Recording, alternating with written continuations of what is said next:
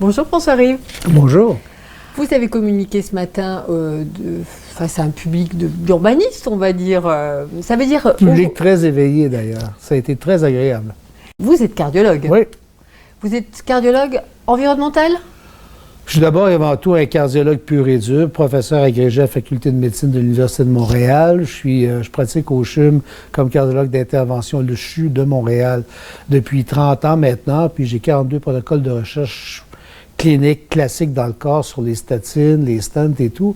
Depuis 12 à 15 ans, je m'intéresse à tout le côté de l'environnement comme influence sur le cardiovasculaire. Alors que la maladie coronarienne, qui est la cause de l'infarctus, qui est la cause de l'AVC, qui est ce qu'on traite tous les jours avec nos ballons, nos stents, nos pontages, bien, finalement, c'est une maladie en grande partie de l'ère industrielle. On reconnaît qu'il y a 100 ans, 150 ans, la maladie vasculaire a toujours existé, mais elle n'a jamais eu la prévalence qu'on voit depuis un siècle. Et à cause notamment de la pollution atmosphérique qui tue 8 millions de personnes chaque année sur la planète. Et au Canada, simplement, la pollution atmosphérique, c'est 36 milliards de dollars en soins de santé et invalidité. Ça vient tout juste d'être mesuré en octobre 2017. Donc, la question environnementale est très importante. Puis ce qui est intéressant, c'est que ça s'adresse au même problème que ce qui cause nos changements climatiques, soit les combustibles fossiles.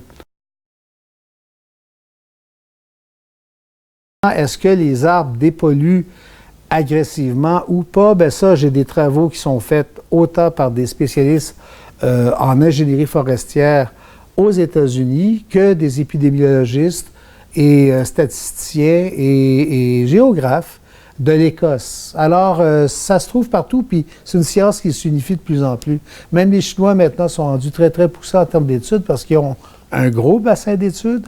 Ils ont des données monumentales parce qu'on sait à quel point le péril de la pollution est extraordinaire.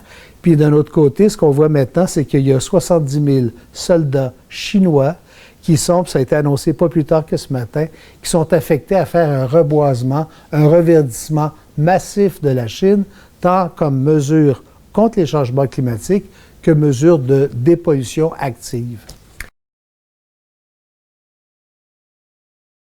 Moi, ceux à qui je préfère présenter, c'est les décideurs et ceux qui font des chèques. On peut présenter à des écolos toute notre vie, c'est des convertis, ça ne changera pas beaucoup, ils vont dire oui, oui, oui, mais les décisions à la fin, c'est ceux qui les prennent qu'il faut convaincre. Je vais vous citer une phrase de mon oncle qui m'a bien fait rire. Il disait, moi j'aime bien présenter à des écolos, mais c'est des convertis, je préfère présenter à des camionneurs. Et c'est ça un peu. Donc, présenter à ceux qui prennent les décisions. Donc, lorsqu'on rencontre un politicien, lorsqu'on rencontre un élu, un maire, un ministre, ce type-là, il y a tout le monde est sur lui pour tirer la couverture vers son profit, que ce soit un lobby de cela, que ce soit un groupe de citoyens. Mais je veux dire, la politique, il y a une belle phrase d'un politicien chez nous, c'est faire en sorte que tous les élastiques soient tendus au maximum, puis qu'il faut qu'il n'y en ait aucun qui pète. Donc, c'est ça, être un bon politicien, savoir l'art du compromis. Et si on veut convaincre un politicien de la raison de lutter contre les changements climatiques, je pense qu'il faut toujours, dans l'environnement, remettre l'humain au milieu des changements climatiques. Si je parle d'un politicien uniquement de l'ours polaire et de la banquise qu'ils font, il va écraser une petite larme, puis le lendemain matin, ça va être « business as usual ». Mais si on explique à ce dit politicien que pour les mêmes raisons, pour la qualité de l'environnement, pour baisser la pollution, pour augmenter le verdissement, ça diminue de façon dramatique le nombre d'infarctus, le nombre d'AVC. Puis maintenant, la question, là, c'est le cerveau pollué. Ce qu'on sait maintenant, c'est que la pollution atmosphérique, il y a plus d'Alzheimer, il y a plus de démence, il y a plus de troubles d'apprentissage chez les enfants, il y a plus de crises, de troubles d'attention et il y a plus de crise psychotique. C'est ce que je cherchais chez les enfants exposés en milieu plus pollué. Donc, à chaque fois qu'on ramène quels sont les effets du milieu sur l'être humain et qu'on garde l'être humain au milieu de l'environnement, c'est là qu'on convainc le mieux n'importe quel décideur. Et il ne va peut-être pas pleurer pour l'ours polaire, mais il va peut-être se préoccuper pour l'enfant dont l'école est juste à côté d'une voie routière polluée. On voit qu'il y a encore tout un espace pour communiquer, pour faire de la pédagogie. Allez, citez-moi un exemple de santé environnementale et d'action que vous avez réalisé ces 8 derniers mois. Quelque chose qui vous a tenu particulièrement à cœur et que vous êtes allé un peu chercher, investi. Alors bien sûr, vous êtes là à Lyon, mais... Je dirais dans la dernière année, parce qu'il y a beaucoup de choses, je touche un peu à beaucoup d'aspects, parce que autant je professe l'électrification des transports pour nous débarrasser des combustibles fossiles, autant je professe le verdissement massif autant que faire se peut. On a reçu tout dernièrement un appui massif à la Ville de Montréal. Je fais partie du conseil d'administration de la Sauverdi. La Sauverdi, c'est une OBNL qui, en fait, c'est la Société de verdissement du Grand Montréal. C'est une OBNL qui veut monter la canopée de Montréal, la passer de 20 à 25 pour le Grand Montréal.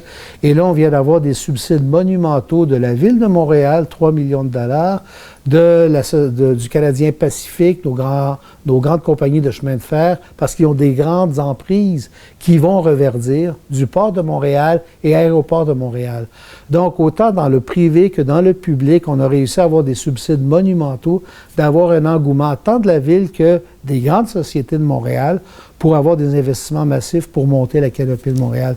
Donc, je dirais qu'en 2019, notre plus beau succès, ça a été à ce niveau-là. Mais il y a plusieurs autres choses, mais si vous m'en demandez un en particulier, c'est d'avoir cet appui politique et financier pour verdir Montréal à la hauteur qu'elle devrait être. La qualité de vie, elle passe par effectivement de la verdure en ville. On ne peut pas se couper complètement de la nature comme on le fait dans beaucoup d'endroits depuis un siècle.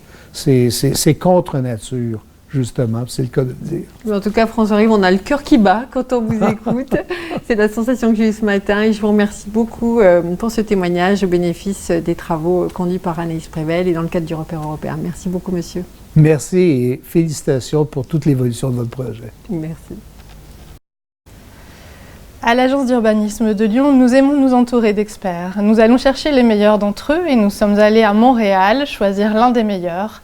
Avec François-Yves, nous avons été conquis et comblés. Il nous a parlé de la canopée avec des informations parmi les plus précises, les plus complètes. Cela tombait particulièrement bien puisque c'est l'un de nos gros sujets. Avec nos partenaires, avec la métropole de Lyon, nous cherchons aujourd'hui à savoir comment augmenter la canopée et améliorer la qualité de vie en ville.